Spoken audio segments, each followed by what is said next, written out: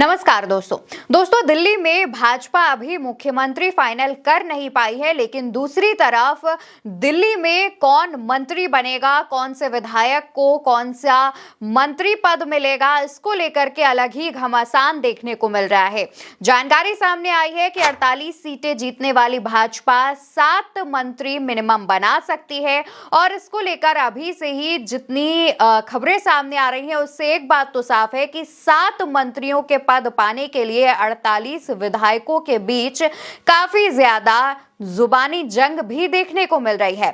अब दोस्तों भाजपा मुख्यमंत्री कैसे फाइनल करेगी, इसको लेकर के जब हमने वरिष्ठ पत्रकारों से बातचीत की तो उनसे एक बात निकलकर सामने आई है। उनका कहना है कि भाजपा मुख्यमंत्री फाइनल करेगी और उसके बाद कई और चीजों को साधने की कोशिश करेगी और वो साधेगी अपने कैबिनेट के जरिए। दिल्ली की कैबिनेट में भाजपा सबसे ज्यादा ध्यान देगी पूर्वांचलियों का, महिला, जाट, दलित, इन सबको साधने की कोशिश भाजपा करेगी और इस वीडियो में हम इसी पर चर्चा करने वाले हैं।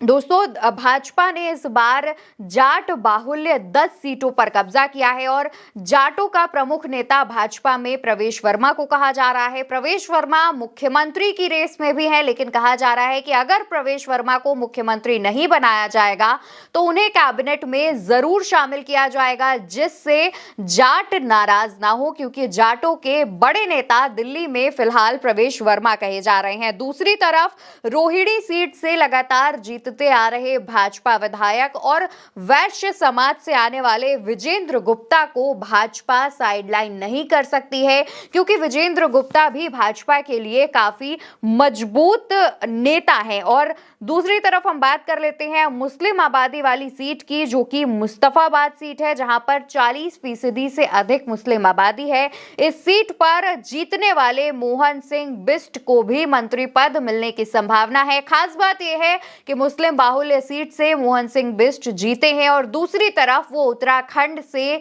आते हैं, यानी कि मोहन सिंह बिष्ट की जो जाति है वो उत्तराखंड में बाहुल्य संख्या में है और इस वजह से अगर उन्हें कैबिनेट मिनिस्टर बनाया जाएगा तो इससे कहीं ना कहीं उत्तराखंड में भी भाजपा को फायदा मिलता दिखेगा। लेकिन यहां पर एक और बात सामने आ रही है कि मोहन सिंह बिष्ट को अगर मंत्री नहीं बनाया जाता है तो विधानसभा अध्यक्ष की जिम्मेदारी जरूर दे दी जाएगी। दूसरी तरफ पटपड़गंज सीट से भाजपा के युवा नेता रविंद्र नेगी भी मैदान में है, उन्हें भी मंत्री पद देने की बात सामने आ रही है। कहा जा रहा है कि रविंद्र नेगी को भी मंत्री पद दिया जा सकता है। ये भी उत्तराखंड से आते हैं और इसके जरिए उत्तराखंड की जनता खुश होगी। दोस्तों रविंद्र नेगी अगर आप नहीं याद कर पा रहे हैं कि वो कौन है तो हम आपको ये भी बताते चले कि रविंद्र नेगी वही है जिनके पक्ष में जब पीएम मोदी प्रचार करने पहुंचे थे तो उन्होंने मंच पर पीएम मोदी के पैर छुए थे, जिसके बाद पीएम मोदी ने उनके दोबारा 3 बार कम से कम पैर छुए। ये है रविंद्र नेगी। इसके बाद दोस्तों महिलाओं को भाजपा नहीं भूल सकती है, क्योंकि अगर भाजपा ऐसी गलती करेगी तो इसका जो खामियाजा है वो आने वाले बाकी राज्यों के चुनावों में देखने को मिलेगा। इस बार दिल्ली में 4 महिला नेता जीती हैं, जिनमें से जानकारी सामने आ रही है कि सौरभ भारद्वाज को हराने वाली शिखा राय को भी मंत्री पद दिया जा सकता है। दूसरी तरफ शालीमार बाग से जीत हासिल करने वाली रेखा गुप्ता भी मंत्री पद की रेस में है। रेखा गुप्ता मुख्यमंत्री पद की रेस में भी है। अगर उन्हें मुख्यमंत्री नहीं बनाया जाएगा तो मंत्री पद दिए जाने की संभावना बढ़ जाती है। अब दोस्तों दिल्ली में दलित समुदाय के लिए 12 सीटें आरक्षित की गई हैं और दलित समुदाय को भी भाजपा को ध्यान में रखना है, जिससे आगे बिहार में जब चुनाव आ रहे हैं तो इसका मुद्दा भी भाजपा भुनाने की पूरी कोशिश करेगी और इस वजह से दिल्ली में दलित समुदायों के लिए भी कहीं ना कहीं देखा जाए तो भाजपा दलित समुदाय से आने वाले किसी नेता को मंत्री बना सकती है। बताया जा रहा है कि 12 सीटें आरक्षित हैं दिल्ली में दलित समुदाय के लिए, इनमें से 4 पर भाजपा ने कब्जा किया है। अब पूर्वांचलियों की बात कर लेते हैं। पूर्वांचलियों का एक बड़ा हिस्सा दिल्ली में रहता है और तकरीबन 28 सीटों पर पूर्वांचलियों का असर भी देखने को मिलता है।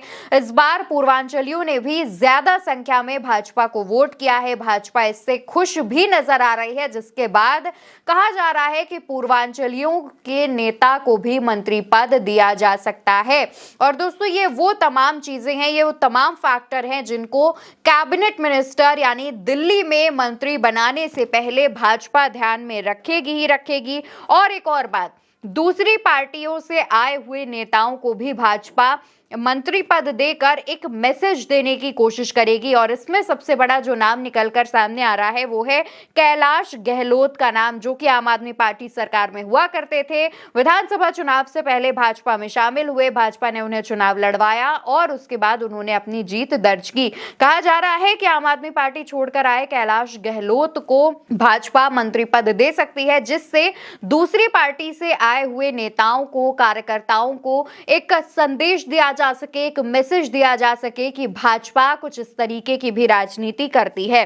अब दोस्तों यहाँ पर कैबिनेट मिनिस्टर्स की तो बात हो गई, लेकिन सवाल घूम फिर के ये वही उठता है कि भाजपा पहले सीएम तो फाइनल कर ले। तो इसका जवाब ये सामने आया है, कई मीडिया रिपोर्ट्स ने यह दावा किया है कि भाजपा 16 फरवरी को मीटिंग करेगी और 16 फरवरी को मीटिंग करने के बाद बीजेपी दिल्ली में अब उसका मुख्यमंत्री चेहरा कौन होगा वो घोषित कर सकती है। फिलहाल 16 फरवरी का सभी को इंतजार है, उसमें मुख्यमंत्री का नाम फाइनल होता है या नहीं होता है। लेकिन सीएम का फेस फाइनल करने के साथ साथ भाजपा को अब कैबिनेट में कौन कौन लोग शामिल होंगे, किन विधायकों को मंत्री बनाया जाएगा और जो नाराज होंगे, मंत्री ना बनाए जाने से जो नाराज होंगे, उनको भाजपा कैसे मैनेज करेगी, ये भी खुद में एक बड़ा सवाल है और भाजपा के लिए टेंशन की बात है।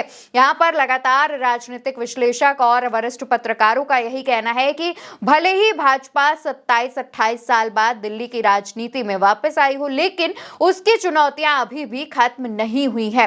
फिलहाल खबर में इतना ही। आपको खबर कैसी लगी इसका जवाब कमेंट सेक्शन में दीजिएगा। वीडियो आप उल्टा चश्मा यूसी पर देख रहे हैं। मेरा नाम अवंतिका अवस्थी है।